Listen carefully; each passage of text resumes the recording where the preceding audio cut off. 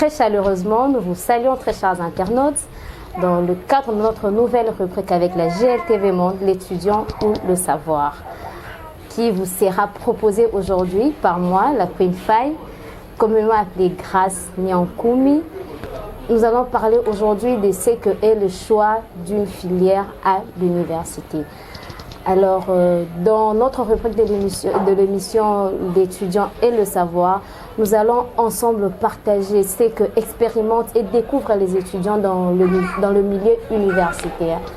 De ces faits, dans ce plateau, je ne suis pas seule aujourd'hui. Je suis très bien accompagnée d'un très beau gosse et très bien chargé intellectuellement. Il s'agit de mon très cher compagnon Emmanuel. Bonjour Emmanuel. Bonjour Grace. Tu vas très bien, la santé, ça va? Très bien, merci. En tout cas, et vous? Oui, ça va très bien. Alors, pour ces instants, je te demanderai de te présenter devant nos très chers internautes qui nous suivent un peu partout dans le monde pour qu'ensemble nous puissions évoluer tout en se connaissant. Merci beaucoup Grace et merci pour cette opportunité. Et je remercie GL Télévision pour cette opportunité qu'il m'accorde de pouvoir m'exprimer. Je salue tous ceux qui nous suivent de partout dans le monde. Moi, je suis l'étudiant Emmanuel Toudioulou Mayakambwa, étudiant à la faculté de médecine de l'université de Kinshasa au département de odontostomatologie. Ah, ok, donc futur médecin. Exactement. Ah, d'accord. Bon, merci. Alors, nous allons poursuivre l'émission, mais avant de poursuivre cela, nous allons demander à notre très cher réalisateur, Mardoché Kompi, de nous balancer un petit élément et nous nous retrouverons tout juste après.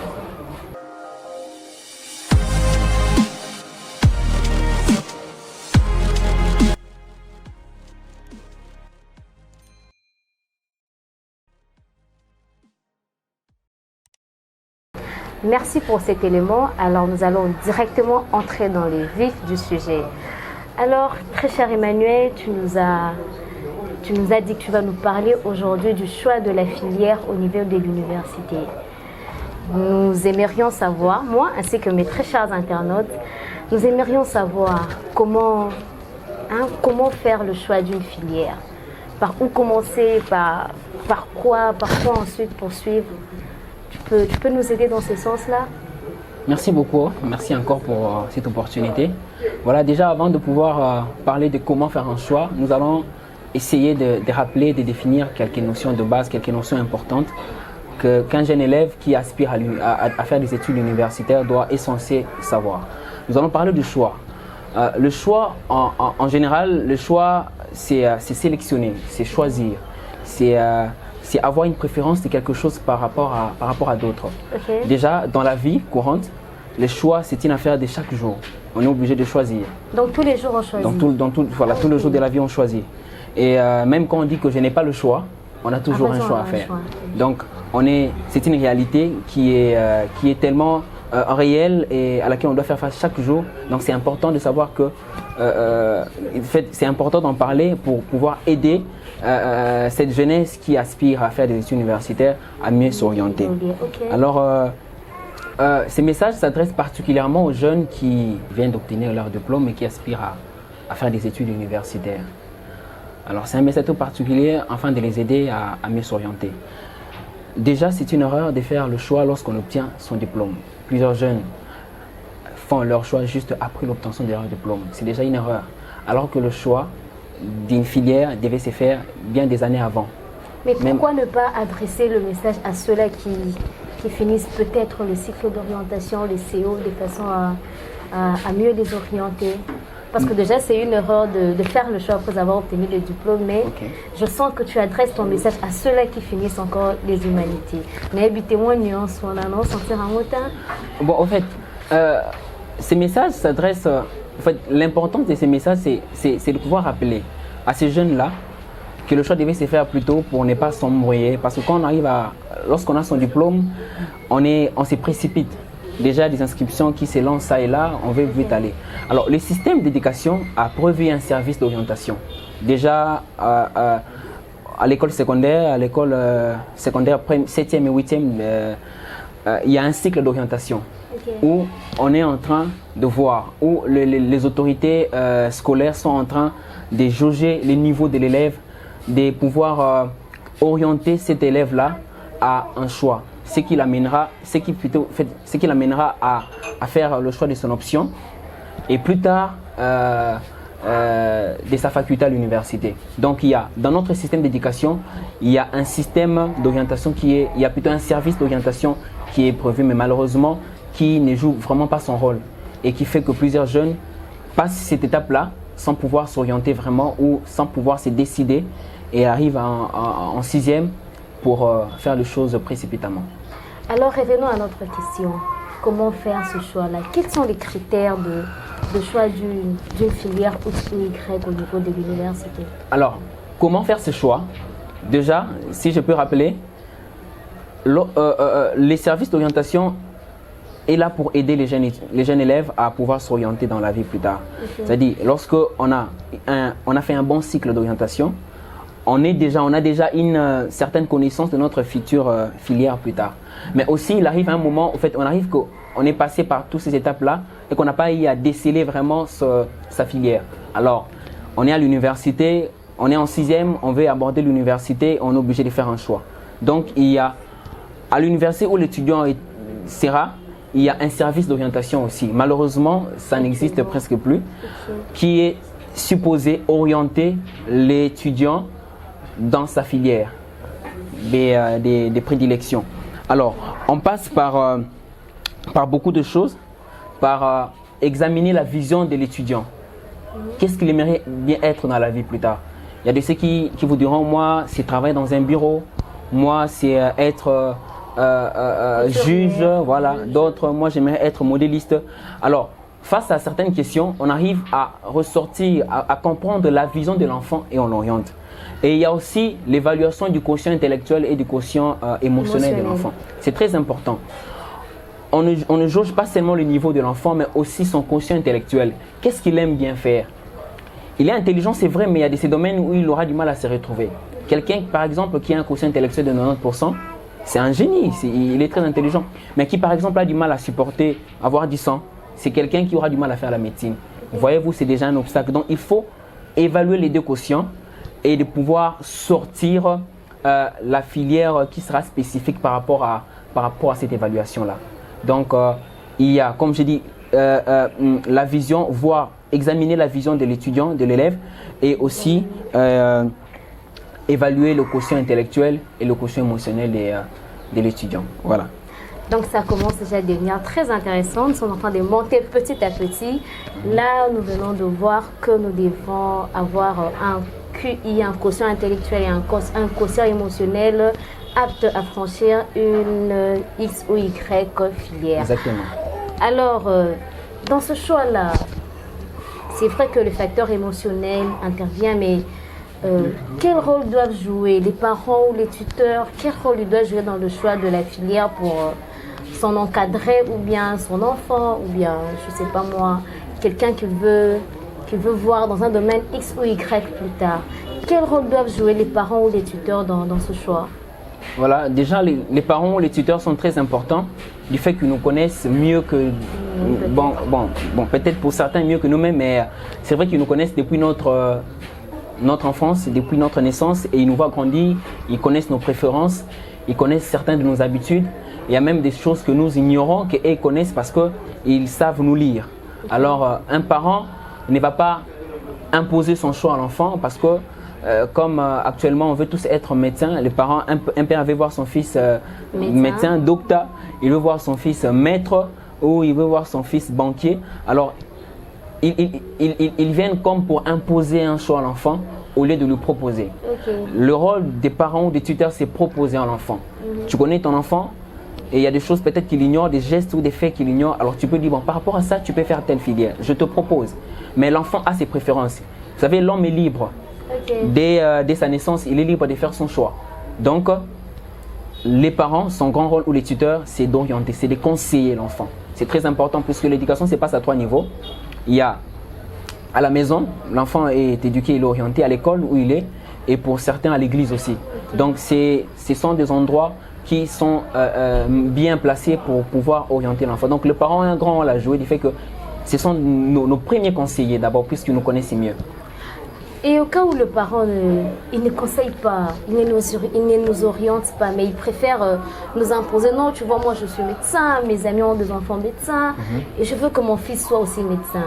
Alors je me retrouve en médecine par exemple, mais j'aime bien être journaliste, j'aime bien être couturière, j'aime bien être photographe, mais parce que papa m'impose quelque chose, maman m'impose quelque chose, j'y vais quand même. Alors, que doivent faire ces futurs étudiants-là qui se voient face à un choix qui lui a été imposé? Que doit-il faire? Comment peut-il évoluer dans ces milieux-là? Merci beaucoup. Alors, dans certains pays où le système est très avancé, nous savons il y a des services d'aide où on peut aider les parents et l'enfant. Il faut faire une consultation, il faut pouvoir parler aux parents, aux tuteurs, essayer de remettre les dialogues, afin de faire comprendre aux parents que l'enfant a sa liberté de choix. C'est vrai que nous sommes dans un pays où il y a certaines réalités où le droit on l'ignore, les devoirs on l'ignore tous, mais ça ne devait pas se passer comme ça. L'enfant on ne l'impose pas. Même si vous êtes imposant, en tout cas l'enfant a toujours son choix. En fait, il y a de ceux-là qui font des filets parce que papa a voulu. Et il finit ses études, il a son diplôme, mais il va faire autre chose. Mais Emmanuel, là, tu nous emmènes sous d'autres cieux. Nous parlons de la réalité actuelle. Peut-être ailleurs, il y a le droit, il y a les devoirs des enfants. Mais nous sommes au Congo, là où papa dit, petit, au sein de la médecine, t'es boum, qui doit faire cet enfant-là? Peut-être, je peux faire 2-3 mois, tant bon, transport dans Zorati. Donc, on s'en sort. C'est quand même un cas compliqué, c'est vrai. L'enfant doit se soumettre. Bon, il finira par se soumettre malheureusement aux parents. Mais après avoir fait ces filières-là, qui n'est pas de son choix, l'enfant est appelé à s'adapter. Voilà, s'adapter par rapport au choix des parents, par rapport aux réalités qu'il va rencontrer. Donc il fait, mais après quand il sera beaucoup plus libre, il peut s'adapter à ce que les parents lui ont proposé de faire, mais plus tard, faire ce qu'on appelle une réintégration professionnelle. C'est-à-dire qu'il va chercher de voies et moyens pour pouvoir rattraper son domaine de prédilection, par des formations par exemple. Mais voilà, son diplôme là aussi qu'il obtiendra va certainement l'aider à avoir un poids dans la société. Mais il va pouvoir faire avec. Je crois que c'est ça les réalités. Alors, très chers parents, nous vous conseillons très vivement de bien vouloir écouter à chaque fois vos enfants. Parce que c'est pas intéressant. Je commence l'université, je fais 6, 7, 10 ans à l'université, alors que les amis avec qui je commençais, ils ont fini les études, ils font des carrières professionnelles, ils font des masters, des DEA. Moi, j'ai continué à étudier parce que je fais ce que papa a voulu. C'est pas intéressant. On ne peut pas faire face à vous parce que nous sommes des enfants, vous êtes les parents, mais on peut toutefois vous négocier. Quand on vient vers vous pour négocier, essayons de chaque fois écouter les enfants. Alors, Emmanuel, tu peux nous dire, au cas où j'ai fait un choix, l'étudiant vient, il fait un choix, mais après il se rend compte que le choix qu'il a fait, au fait, c'était pas son choix. C'était pas le bon choix pour lui.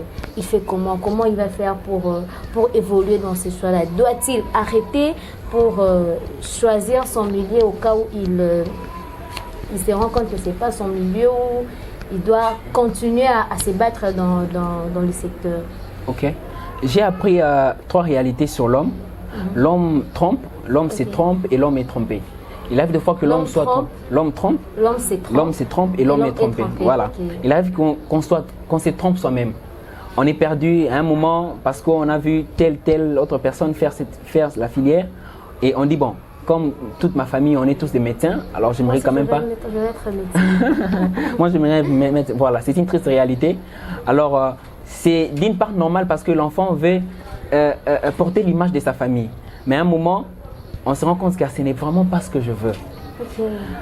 Il faut rappeler que la personne qui doit faire un choix doit connaître sa personnalité. Il y a de ceux qui ont une personnalité artistique, donc qui s'orientent dans l'art, une personnalité sociale ou entrepreneur. Alors, il faut connaître sa personnalité. Alors, ceux-là, ils ignorent complètement ce qu'ils sont, d'où même l'importance de ces services d'orientation. Alors, à un moment, on se rend compte qu'on a fait un très mauvais choix.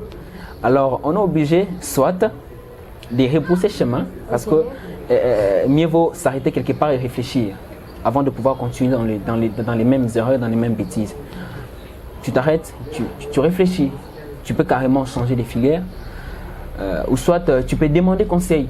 Okay. Demander conseil par rapport à ça. Ou soit aussi c'est peut-être que tu es tellement dans ces domaines-là, tu le considères comme un acquis déjà. Alors tu as en ta tête que tu es déjà docteur alors que tu ne fais pas. Voilà. Voilà. Alors ça embrouille. Voilà, en fait, l'orgueil d'une certaine manière. Alors tu es embrouillé d'une certaine manière. Alors c'est important que la personne s'arrête à un moment et réfléchisse. Si ça ne tient pas, demandez conseil et soit aller dans autre chose et pour pouvoir réussir. Voilà. Ah d'accord.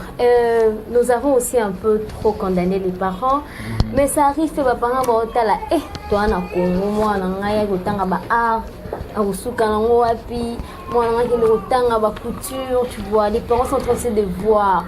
Donc que faire au cas où on est passionné de quelque chose. Quelqu'un est passionné du droit par exemple. Mais par rapport au milieu, on voit aujourd'hui, il y a plusieurs juristes. Il n'y a même pas où les installer pour travailler, pour évoluer. Alors les parents voient tout ça et disent non, tu ne fais pas le droit, tu vas aller faire l'économie, tu vas aller faire les sciences politiques. Comment cet étudiant-là doit s'adapter? Comment choisir une filière par rapport au temps, au milieu et aux circonstances? C'est déjà important ce que vous avez dit, d'ailleurs ce que vous allez dire, mais comme vous avez anticipé, donc les milieux et les temps. Okay. C'est important. Lorsqu'on est au Congo par exemple où les emplois sont difficiles, il faut pas trop s'embrouiller à faire des filières qui ne vont vraiment pas vous aider plus tard dans la vie.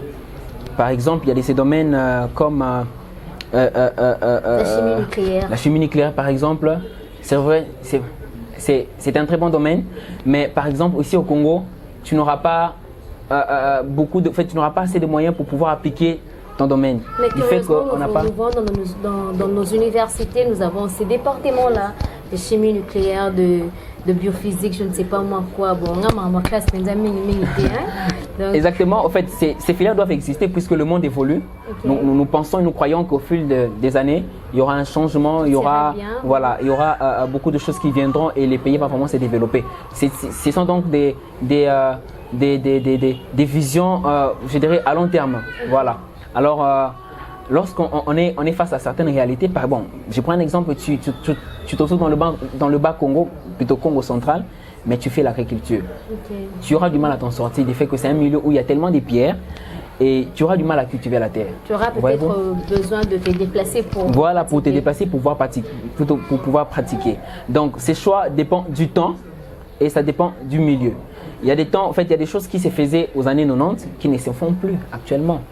Parce que la science a évolué. Il faut donc faire son choix par rapport à ça. Et aussi, il faut voir le marché d'emploi. Okay. On est dans un pays où le marché d'emploi est tellement difficile. C'est vrai que plusieurs font la médecine et ils se disent médecins pour avoir plus de valeur. Mais la réalité sur le terrain est autre chose. Nous voyons des médecins et même des maîtres avocats qui sont en train de chômer.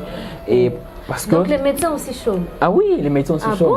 Bon? J'en connais beaucoup en tout cas. En tout cas, la GLTV nous apprend. Qui chôment. Ce sont des réalités qui sont tristes, mais voilà, c'est comme ça. Puisque le pays n'a pas encore atteint un certain niveau, alors il faut faire avec ce qu'on a. Voilà, je crois que c'est ça. Donc il faut voir les marchés d'emploi, il faut voir le temps, il faut voir les milieux où on se trouve pour pouvoir faire un bon choix. Alors je vais un peu entrer dans un milieu qui est peut-être totalement vôtre. Nous voyons dans les universités, dans les milieux académiques, moi mention moi NAF, ok. Donc je crois non admis à la filière choisie quelque chose de comme ça. Que penses-tu de cette mention-là? Est-ce que quelqu'un peut faire 3 ans, quand tout le monde a un première licence, comme on dit souvent. Est-ce que quelqu'un peut faire 4 ans à l'université puis se rendre compte que j'avais fait le mauvais choix après 4 ans d'études? Il y a un auteur que j'aime bien qui a dit l'homme se découvre face aux épreuves. Okay. Donc c'est face aux épreuves que l'homme arrive à découvrir qui il est, s'il est vraiment assez compétent pour pouvoir aborder cela. Alors cette mention-là, et c'est vrai que c'est une mention qui fait pleurer les étudiants. Lorsqu'on n'est plus admis, il faut attendre des années. Mais donc, quand tu n'es plus admis, tu dois attendre 2 années. Pendant ces 2 ans, tu fais quoi? Ah bon, plusieurs passent à autre chose ou plusieurs essaient de tenter encore dans d'autres filières pour pouvoir... Mais en soi, ces 2 ans-là, ça donnait pourquoi? Normalement, c'est un temps pour réfléchir à nouveau, pour pouvoir se mettre à jour parce qu'il y a des étudiants qui n'étudient pas. il est étudiant, il attend la session pour pouvoir demander des réponses. Alors, pendant ces temps, ses cours, c'est dans les placards. Alors, ils attendent la session pour pouvoir réviser. Et la réalité fait qu'ils échouent et ils sont chassés à l'université. Donc, c'est une mention qui, déjà, moi, je le prends dans des aspects. Il y a ceux qui font leur choix, mais qui échouent, et ceux qui n'ont pas fait leur choix, c'est-à-dire ce n'était pas son choix. Papa ou un tuteur ou quelqu'un l'a proposé de faire la filière, et puisque ce n'était déjà pas voilà, son choix, et pendant son parcours, il échoue. Ça, c'est tout à fait logique, du fait que ce n'était pas son choix, il ne voulait pas ça. Voilà. Alors, il les prend avec beaucoup de négligence et il échoue. Et d'autres aussi, c'était son choix, mais peut-être qu'il ne se connaissait pas assez. Il s'est dit, bon, moi je vais être médecin, je veux faire la médecine et déterminer, mais peut-être son quotient, voilà. Son quotient intellectuel n'est pas assez pour faire la médecine. Ou son quotient émotionnel ne lui permet pas de faire la médecine. Là, il y a un moment, il y a certains TP, il ne fait pas parce qu'il voit du sang. Alors, il échoue carrément. Donc, on peut faire ces parcours-là et se rendre compte à un moment qu'on n'était pas sur la bonne direction. Après 4 ans d'études, on s'est rendu compte. Ça peut arriver aussi. Ça peut arriver. Plusieurs divorces après 10 ans de mariage. Okay. Bon, nous avons un peu trop parlé des autres. Nous allons un peu nous intéresser à toi. Donc, Emmanuel, dis-nous, toi, tu es étudiant de l'Université de Kinshasa selon les présentations. Oui. Alors, Emmanuel fait quelle faculté? La médecine, tu as dit? J'ai fait la faculté de médecine, oui. Département? Je suis en odontostomatologie. Ok. Alors, Emmanuel, dis-nous un peu, est-ce que tu aimes ce que tu fais? Ou bien tu peux m'appeler là, au papa, médecin, maman, Non. Je suis à la faculté de médecine et au département d'odontostomatologie. J'avoue qu'au début, ce n'était vraiment pas mon choix, voilà. Okay. Et quand je suis arrivé à l'université de Kinshasa, je voulais faire la médecine. Bon, déjà à la cité, je savais la médecine, c'est tout ce qu'on sait. Alors, arrivé à l'université, c'est là qu'on m'apprend qu'il y a 3 filières. Il y a la médecine biomédicale, il y a la médecine bucco-dentaire et il y a la médecine physique. Bon, alors, j'ai fait pour la médecine et puis mon nom est sorti en bucco-dentaire. Au début, je voulais avoir des informations, voilà. Okay. Je voulais avoir des informations concernant cette médecine-là. Et j'ai eu des informations, donc j'ai trouvé des conseillers pour pouvoir m'orienter par rapport à cela. Et des gens m'ont conseillé, mes parents m'ont conseillé, des aînés qui étaient là m'ont conseillé. Et je me suis lancé. Et au fil du temps, j'ai appris à aimer ça, puisque vous savez, l'homme est doté d'une faculté d'adaptation. L'homme est appelé à s'adapter. Comme par exemple, lorsque vous allez au Canada où il fait moins 40 degrés, vous serez obligé de changer votre façon de vous habiller, votre alimentation. C'est tout à fait logique, c'est par rapport à la saison. Donc, je me suis adapté à ça et au fil du temps, j'ai appris à aimer ce que je suis en train de faire. Aujourd'hui, je peux dire que j'aime ce que je suis en train de faire. Okay. Donc, j'ai appris vraiment à aimer ça. Au début, ce n'était vraiment pas facile, mais j'avais cette faculté-là. J'avais en fait, j'avais les quotients intellectuels et les quotients émotionnels qui se sont mélangés. Alors, j'ai décidé de faire cette filière. Et aujourd'hui, je suis là, donc je crois que j'aime ce que je suis en train de faire. Donc, on retient que Emmanuel, donc il pose un réfugié. Donc, un réfugié, moi, beaucoup de donc tu t'adaptes. Exactement. Tu t'adaptes au milieu. Alors, Emmanuel, le fait de cette adaptabilité-là, tu crois que c'est quelque chose qui est de toi-même ou bien c'est quelque chose que tout le monde a la facilité de développer? Exactement. L'adaptation, je crois que ce n'est pas donné aussi à tout le monde parce qu'il y a des ceux-là qui sont tellement accro à ce qu'ils veulent faire. Okay. Et il y a d'autres qui sont coopératifs. Ils peuvent coopérer et pouvoir voir les choses autrement. Je crois que je ne me suis pas adapté. Du coup, j'ai demandé conseil. Donc j'ai demandé conseil et j'ai analysé, j'ai réfléchi. Ça m'a pris 2 jours, ça m'a pris des semaines. J'ai demandé conseil, j'ai réfléchi. Je voulais savoir, au fait, c'est quoi ces domaines? C'est quoi cette filière? Alors, en ayant des conseils et avec un peu de volonté, voilà, je me suis lancé. Donc, ce n'était pas facile au début, les premières années. Mais dès que je suis passé en 2e année et les choses ont complètement changé, je m'étais complètement adapté et j'ai appris surtout à aimer ça. Et voilà qu'aujourd'hui, je suis là. Alors, nous te remercions, Emmanuel, car tu viens de nous apprendre, beaucoup. Nous ainsi que notre chers internautes, que faire un choix dépend du quotient intellectuel, quotient émotionnel, dépend du milieu, exactement. De la situation dans laquelle nous retrouvons. Oui. Et ce choix-là doit se faire dès le bas âge, comme normalement, tu as dit, dès les cycles d'orientation, et le faire au niveau de... Et qui doit être accompagné aussi par les parents ou les milieux qui nous entourent l'enfant. Faire ses choix après qu'on ait eu son diplôme d'État ou son bac, comme le disent certains autres cieux, et n'est vraiment pas conseillé. Non, pas vraiment. Alors, nous te remercions pour ces moments de partage que nous avons passés. Merci beaucoup. Et nous croyons que nous allons nous retrouver, peut-être, Dieu le voulant, pour certaines autres interventions. Alors, nous voici à la fin de notre rubrique. Alors, Emmanuel, nous aimerions un peu que vous puissiez nous dire un petit mot, de façon à finir et clôturer notre belle tranche. Ok, alors je dirais de manière brève que le choix est très important. Nos choix nous caractérisent, nos choix déterminent ce que nous serons. Donc il est important de pouvoir le prendre avec beaucoup de sérieux et de pouvoir faire un très bon choix pour ne pas le regretter. Et je tiens aussi à vous remercier, GLTV pour cette opportunité en tout cas.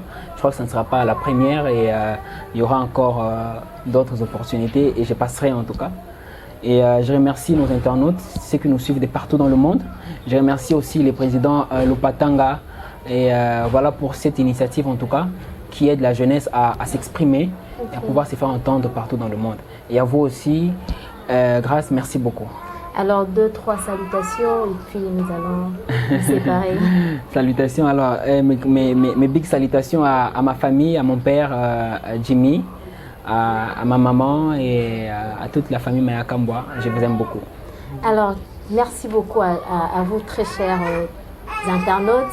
Nous voici à la fin de notre rubrique. Alors, nous vous demandons de ne pas suivre seul, d'abord commencer par vous abonner, partager, liker et commenter. Dites-nous ce qu'il faut pour la prochaine émission et nous sommes là à votre service. Pour la suite, nous nous revoyons très bientôt pour la prochaine rubrique. Alors, nous vous remercions. À plus tard. À plus tard.